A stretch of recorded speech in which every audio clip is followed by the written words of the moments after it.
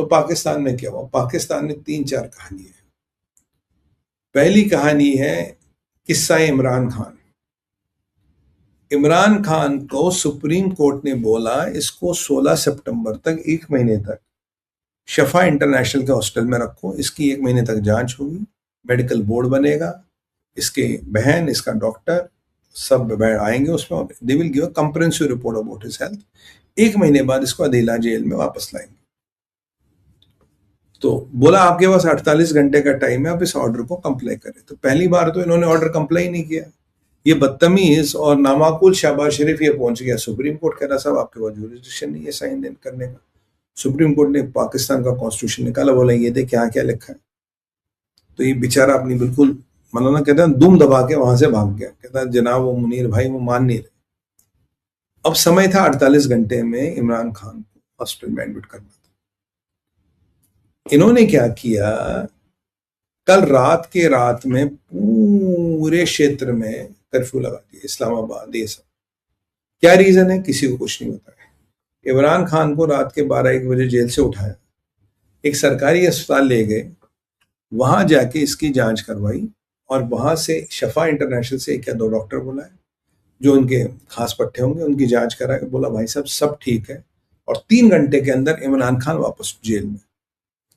यानी कि जो सुप्रीम कोर्ट ने कल अध्यादेश रिजेक्ट किया था कि भाई आप हमें, आपके पास प्रूफ क्या है, आपके पास पावर क्या, वो तो सुप्रीम कोर्ट ने रिजेक्ट कर दिया। अब सुप्रीम कोर्ट की डिमांड थी 48 घंटे के अंदर अंदर हॉस्टल पहुंचना चाहिए। तो इन्होंने क्या कर दिया, रात को ट्रैफिक बंद किया, इसको गाड़ी में डाला, हॉस्पिटल ले गए, वहां कुछ टेस्ट कराए, जैसे टिपिकल ईसीजी एक हो गया, वाइटल्स ले लिए, कुछ ब्लड टेस्ट बेसिक से कर लिए। बोला साहब जनाब ठीक है, फिटनेस सर्टिफिकेट बनवा के लाए इमरान खान का। जबकि इमरान खान की अब जो बीमारी है वो more of it is due to the stress and mental element, physical तो है ही है, और उसकी फोटो ये बाहर आने नहीं देते। तो यानी कि इमरान खान से अब भी डर लगता है। इमरान खान वहां का चुनिंदा लीडर है। Imran Khan is still the person who is following across Pakistan. और मुल्ला मुनीर की पेंट उतर गई थी, रात को कर्फ्यू लगा के ये काम कर दिया और उसको अदीला जेल में वापस डाल दिया। अब सवाल है कि जब सुप्रीम कोर्ट में फिर जाएंगे तो सुप्रीम कोर्ट बोलेगा तुमने शफा हॉस्टल में क्यों नहीं रखा। इन नामाकुल लोगों के पास उसका भी जवाब रेडी है। अकॉर्डिंग टू दम कह रहे साहब वहां ना सिक्योरिटी कंसर्न है, क्योंकि ये इतने इसके फॉलोवर है, सड़कों पे आ गए थे या हॉस्टल के बाहर आ गए थे, ये आ गए थे, तो इमरान खान की सिक्योरिटी को लेके हम चिंतित हैं, इसीलिए हमने इसका सरकारी अस्पताल में गया, फर्जी एक सर्टिफिकेट बनवाया और आपको दे दिया। माय लॉर्ड ये बिल्कुल ठीक है। तो क्या पाकिस्तान की माइटी आर्मी और रेंजर्स एक हॉस्टल या एक कमरे की रक्षा नहीं कर सकते? कुछ यूथी उनको इतना डरा रहे हैं। बेसिकली बात वो नहीं, बात क्या है, देखिए अगर आप इसको 1 महीना मेडिकल फैसिलिटी में रखोगे तो धीरे धीरे अंदर की बात निकलेगी। अंदर की बात क्या, मेरे को पूरा यकीन है इमरान खान को स्लो पॉइजन किया जा रहा है, because slow poison is the only thing which works like this. और इमरान खान डेटोरेट भी हो रहा है, और इमरान खान के हौसले, इमरान खान का जमीन, इमरान खान की हिम्मत को ऑलरेडी तोड़ा गया। अब सुमित भाई आपको कैसे पता, आप अंतर्यामी हो? नहीं सर मैं आपको बताता हूँ मेरे को कैसे। पाकिस्तान है,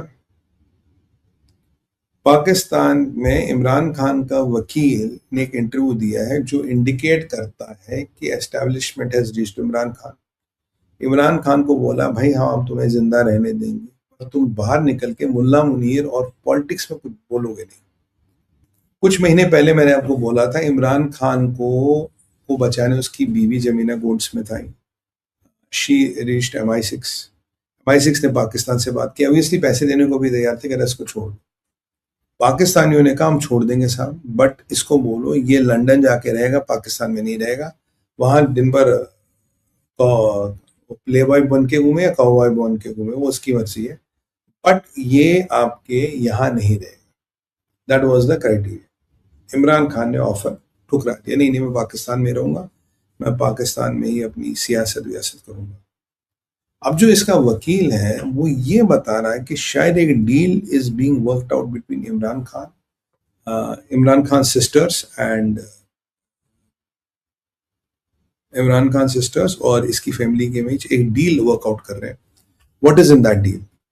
उस डील में सीधा सीधा लिखा है कि आप बाहर आओगे, आप मुल्ला मुनीर के खिलाफ मुंह नहीं खोलोगे, और जो आपका कोई इसका बड़ा वो पैलेशियल हाउस है मरगला हिल या वेरेवर, जहां भी है वहां बैठे रहोगे, you will not intervene in politics, You will not confront army in any way whatsoever. Neither will you provoke your supporters to come and to kind of flare them. अगर वो आपने किया, हम आपको फिर काम तमाम कर देंगे.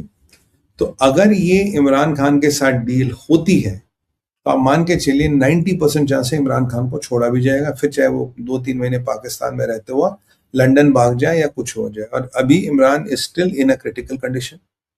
भाजपा की भी हालत खराब है, मुल्ला मुनीर के दोनों दुश्मनों की हालत खराब है. पर मुझे बड़ा बहुत दुख होता है, हमारा रॉ का सबसे अच्छा एजेंट था, ऐसा नहीं होना चाहिए था इमरान खान के साथ.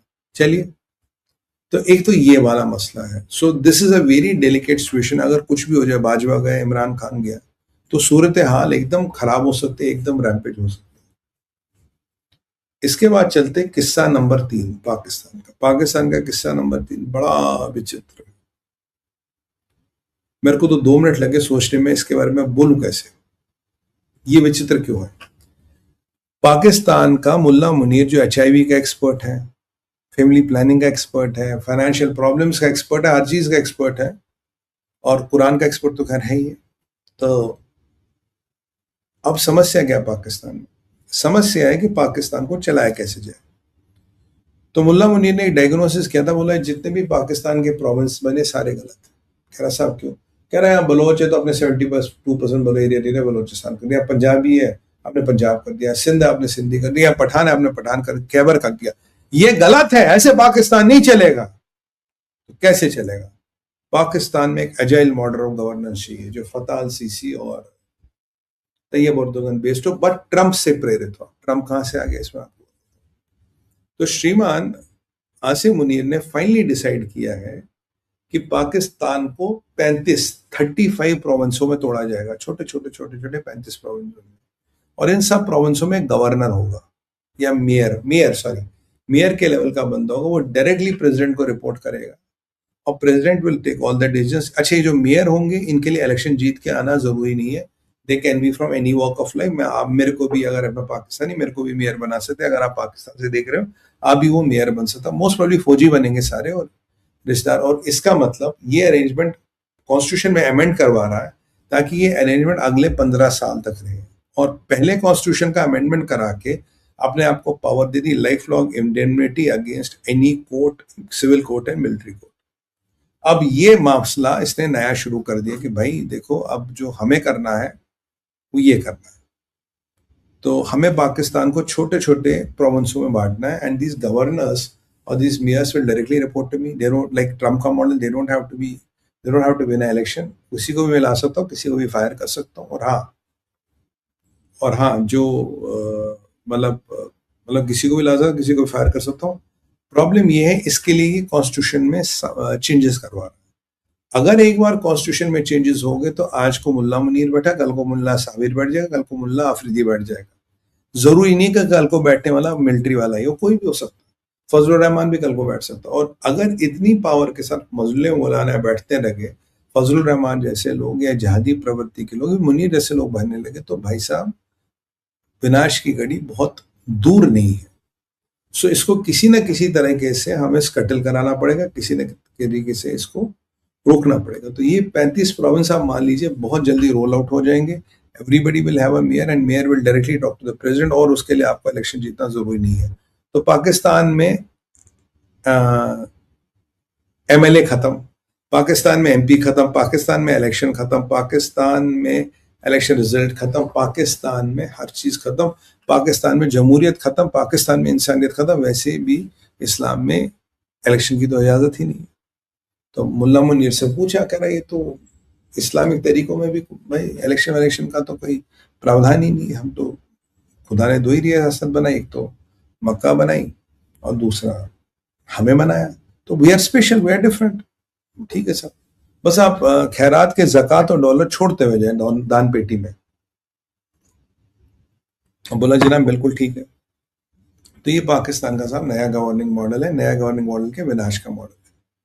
अब जरा चलते पाकिस्तान से किम की ओर. यहाँ बड़ा इंपॉर्टेंट एस्पेक्ट है. मैंने आपको बताया था डोनाल्ड ट्रंप आजकल ना नरम पड़ गया है. किम मेरा दोस्त, किम मेरा भाई, किम मेरा लगते जिगर.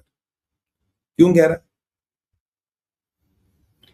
क्योंकि किम समझ गया कि मैं यार एक ही कैंप में रह के मलाई क्यों खाऊं, दोनों कैंपों में जाके मलाई क्यों ना खाऊं। अभी किम है पुतिन के कैंप। यहाँ आपका नॉर्थ साउथ कोरिया, जापान और ताइवान हीट अप। किम एक ऐसा लेवरेज है, अगर ये बंदर सिकंदर सॉरी, अगर ये शी जिनपिंग के पास आ जाए तो Xi Jinping can really use him to disrupt everything. और किम की क्या समस्या, किम कह रहा है यार पहले मैं चाइना पे डिपेंडेंट था, मेरे को लात मार दी, अभी मैं रशिया पे पूरा डिपेंडेंट हूँ, मुझे लात मार। Why don't I play both the sides पे भी, कुछ काम चाइना का करूंगा, कुछ रशिया का। ये भारत के लिए और हमारे जो आने वाले बिजनेस है इसके लिए बहुत खराब है। जब तक ये एक्सक्लूसिवली थाईलैंड का काम करता है तब तक हमें फर्क नहीं पड़ता, बट अल्टीमेटली अगर ये फ्रीलांसर बनेगा तो चाइना के हाथ में आ जाएगा। चाइना जिसके मर्जी पीछे इसको छोड़े, ताइवान हो, जापान हो या नॉर्थ कोरिया। अब ट्रंप इसको समझते तो किम की तारीफें करने लगा जो। और एक एक्सरसाइज होती है अमेरिका और नॉर्थ कोरिया के बीच, सॉरी अमेरिका और साउथ कोरिया के बीच, ये 72 या 73 साल पहले एक एग्रीमेंट साइन हुआ, कंप्रेसिव डिफेंस एग्रीमेंट, जहां लोग कोरिया में, जापान में, फिलीपींस में डिप्लॉयड भी रहेंगे अमेरिका के हमेशा। तो जब ये एग्रीमेंट साइन हुआ तो 72-73 साल हो गए, सब कुछ ठीक चल रहा था। अभी अभी इन्होंने ये एग्रीमेंट तोड़ दिया। कैसे तोड़ा, किसने तोड़ा, वो एक अलग बात है। तो अभी अभी ये एग्रीमेंट इनका लगभग टूट गया। टूट क्यों गया है देखिए, पीट हेक्सेथ ने कहा यार ये जो कोरिया की एक्सरसाइज है बहुत दूर पड़ता, फायदा नहीं है। ट्रम्प ने कहा साहब इसको करा के ना बहुत ज्यादा वैल्यू फॉर मनी नहीं मिल रहा हमें, we are spending much more money और रिटर्न बहुत कम। क्योंकि जब ईरान का वॉर था, ट्रम्प ने साउथ कोरिया से मदद मांगी थी, साउथ कोरिया ने बोला सर मेरी लड़ाई नहीं है। बोला ट्रम्प ने ठीक है भाई तेरी लड़ाई नहीं है। और आप जानते हो जापान ने भारत के साथ ऑलरेडी बड़ा मेगा डिफेंस कॉन्ट्रैक्ट किए थे जो हमने कल ही कवर किए थे। तो वहां उस साइड से तो वो सॉर्टेड है, जापान अपनी व्यवस्थाएं कर रहा है, ठीक है। अब ट्रंप का क्या गेम प्लान है, किम चाहता मैं दोनों तरफ खेलूं, यहां भी खेलूं वहां भी खेलूं। और ये मिसाइलें चला रहे, नॉर्थ साउथ कोरिया के ऊपर से नहीं उड़ा रहा बल्कि यहां उड़ा रहा। तो अब ये जो मिलिट्री पैक्ट है अराउंड 73 ईयर्स बैक का, ये आज लगभग टूटने के कगार पे आ गया था। कारण है difference of opinion, handling Kim and other adversaries. कारण है जापान के विज़ावी रशिया की प्रॉब्लम जो बढ़ रही है।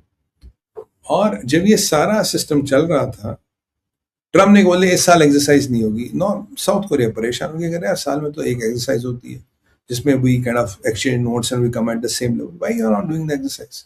ट्रम्प कह रहे यार नॉर्थ कोरिया का थ्रेट नहीं हो, मेरा दोस्त है। अब किम के पास 57 एटम बॉम्ब है, किम के कुछ खर्चे पानी है जो आपको उठाने पड़ेंगे, आप उठाएंगे तो आपका भी दोस्त बन जाएगा। अच्छा खर्चा वो चाइना भी उठा सकता है और अमेरिका को उठाना पड़ेगा। तो अमेरिका ने क्या किया, किम को खुश करने के लिए बोल दिया यार इस साल एक्सरसाइज नहीं करेंगे, वेस्ट ऑफ टाइम। तो किम खुश हो गई और किम ने जवाब नहीं दिया। किम ने अपनी टीम को बोला जवाब दो। तो वापसी में 10 बैलिस्टिक मिसाइल्स किम ने फायर करवाई और पास के समुद्र में गिरा दी। हाँ, the missiles did not fly over south Korea, तो वो मिसाइल्स अपने समुद्र के पार में गिरवा दी 10। और किम के पास भी ईरान की तरह मिसाइलें काफी रखी है। तो किम आपको बता रहा है कि मेरे पास विकल्प है, अगर आप सोच रहे मेरा आपने बेवकूफ बनाया, आप मेरा बेवकूफ नहीं बना पाए, आप यहां से निकलो, यहां से मैंने मिसाइलें लगानी चालू कर दी। और मैं देख रहा था मुझे रेस्पॉन्स कौन देगा, हम वैसे भी किम को वहां रेस्पॉन्स देने वाला कोई है नहीं। तो Kim basically is not a asset which it use to be, but Kim अगर चाइना के हाथ में पड़ गया तो हमारे लिए भी कहीं ना कहीं दिक्कत होगी। But Kim wants to play both the sides, what can I get from both sides. तो अब किम से पूछेगा भाई साहब आपको क्या चाहिए, कहना मुझे अमेरिकन प्रेसिडेंट से कुछ कंसेशन चाहिए। यहां ट्रंप आया था कि हम इनको यूज करके उनकी लेवरेज बनाएंगे। अब ये कह रहा हूं अपने अमेरिकन प्रेसिडेंट को बोलो मुझे तुमसे कुछ कंसेशन चाहिए because I have something you know kind of, मतलब क्या है तुम्हारे पास, 57 न्यूक्लियर वॉर हेड, किम ने जब ये 10 बैलिस्टिक मिसाइलें दागी, किम ने कुछ नहीं बोला। किम की बहन जो गवर्नमेंट की स्पोक्स पर्सन, उसने बोला ट्रम्प को बोलो एक्सरसाइज रोक के is not anything great, it's just a gesture. अब ट्रम्प को लगा मैं एक्सरसाइज रोक लूंगा जो साल में एक बार होती, किम रास्ता रहेगा। किम ने जवाब ही नहीं, 10 बैलिस्टिक मिसाइलें फायर कर दी। उनकी बहन कहती है भाई इससे बात नहीं बनेगी, अगर ट्रम्प को बोलो कुछ करना है, it has to be much more than stopping exercise. Stopping exercise is just a mere symbolism. हम इस सिंबलिज्म से प्रसन्न नहीं हुए, तो ट्रम्प को बोलो और क्या पेश करोगे। अब देखिए नॉर्थ कोरिया की क्या डिमांड होगी, ट्रम्प को देना पड़ेगा। फिर भी किम क्या कंप्लीटली पुतिन के कंट्रोल में रहेगा या कंप्लीटली चाइना के कंट्रोल में ना रहे, भगवान ने ऐसा करे। और किम की जानशीन उसकी 12-13 साल की बेटी वो मुकर्रर भी हो गई। So Kim is becoming very important in this geopolitical power chess game. If Kim is not control, Kim with nuclear bombs can really be a threat. और मैं आपको बताऊं, ये नॉर्थ कोरियन एटम बम चला भी देंगे। इन्होंने हजारों लोग भेज दिए पुतिन के साथ लड़ने के लिए, और अगर ये आपके साथ अलायंस करेंगे तो एटम बम चला भी देंगे। Country with no demands. तो इसीलिए जो परिस्थिति है, यहाँ किम को कंट्रोल करना बहुत इंपॉर्टेंट है, बहुत अर्जेंट है। और हमें भी अमेरिका की मदद करनी चाहिए किम को कंट्रोल करने के लिए। और इसराइल के, आप जानते हैं कि E1 प्रोजेक्ट के कारण काफी यूरोपियन कंट्रीज उनसे संबंध काट रहे हैं, उनसे व्यापार करना रोक रहे हैं। तो अब आज के डेट में व्यापार को भी काइंड ऑफ वेपनाइज किया गया। हर उस चीज को वेपनाइज किया गया जहां पैसा है, जहां आपकी डिपेंडेंस मेरे पे, मेरी डिपेंडेंस आप पे, everything is being kind of weaponised. तो अगर मैं देखूं, दुनिया दिन ब दिन मित्रों और कॉम्प्लेक्स होती जा रही है। There are no permanent friends, there are no permanent enemies. Everything can happen like this.